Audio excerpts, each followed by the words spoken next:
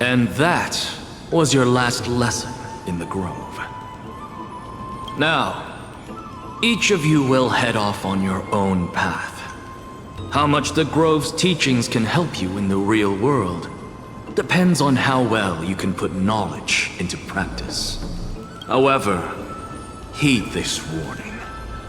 If you ever do anything disgraceful out there, don't ever claim you were the student of Anaxagoras, one of the 7 sages. Professor Anaxa, there are still other classes scheduled on the calendar. Are you sure you didn't... Firstly, call me Professor Anaxagoras. Secondly, to clarify, the last lesson means the last lesson I will teach you. I will be entering seclusion from today onwards to research ancient alchemy, and all my teaching activities will be put on hold. Ah, I see. So you're saying that the lessons taught by all the other teachers aren't good enough to be considered lessons? All you do every day is wag that sharp tongue of yours. That's a credit deduction, fine enough IDs Elysiae.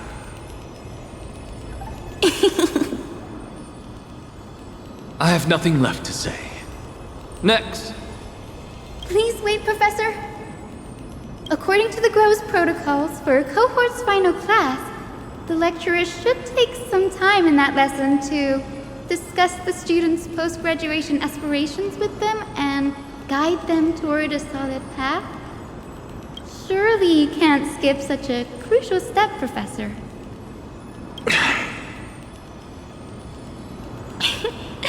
The teaching assistant, Miss Hyacinth, is truly Professor Anaxa's nemesis. Fine. Since Hyacinthia insists on this, let's go through the process. Since some of you are so eager to speak, why don't we start with you, Finan of IDs Elysiae?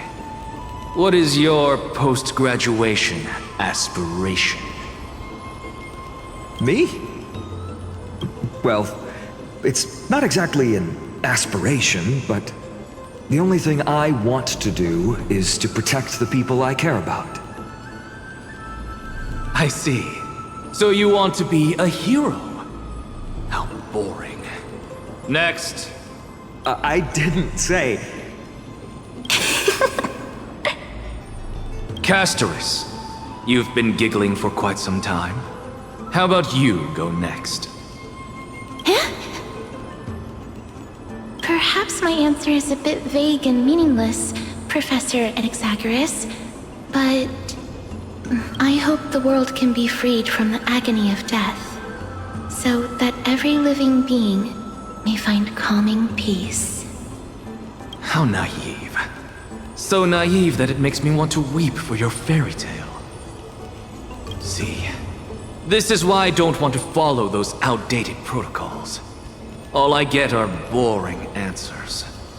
Since you suggested this whole process, why don't you wrap this up, Hyacinthia? Share your aspiration with everyone, and let's see if yours stands out. So it's finally my turn. Good thing I came prepared. My aspiration is nothing less than completing the final blank page at the end of the hero's epic. Blank page? An interesting description. Do explain, Assistant. I've read all of Amphoreus' heroic epics while studying at the Grove, and a common thread came to my attention. Almost every epic ends with a description of the hero's achievements. But few mention how the everyday people of that time lived. No one recorded the struggles and suffering the commoners endured. So you're saying that, instead of legendary heroes, you're more focused on commoners living on the peripheries of historical records. Perhaps I'm influenced by my background. My ancestor, Seliosi the Day Thunder Knight, raised her spear against the sky and ushered in the flame-chasing era that continues to this day. Her story is told to every child descended from the Skyfolk.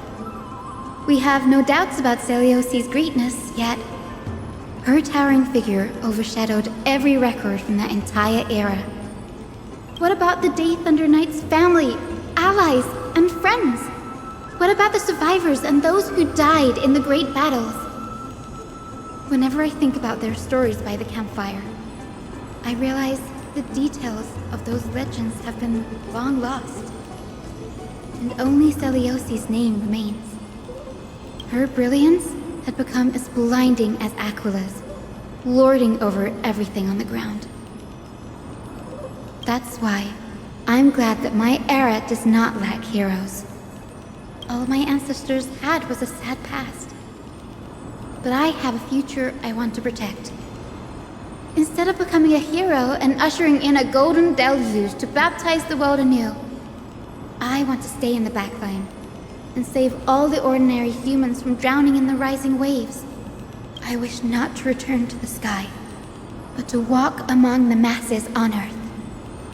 I believe it's the only way for the saga of creation. To include a footnote for the everyday people in its blank page.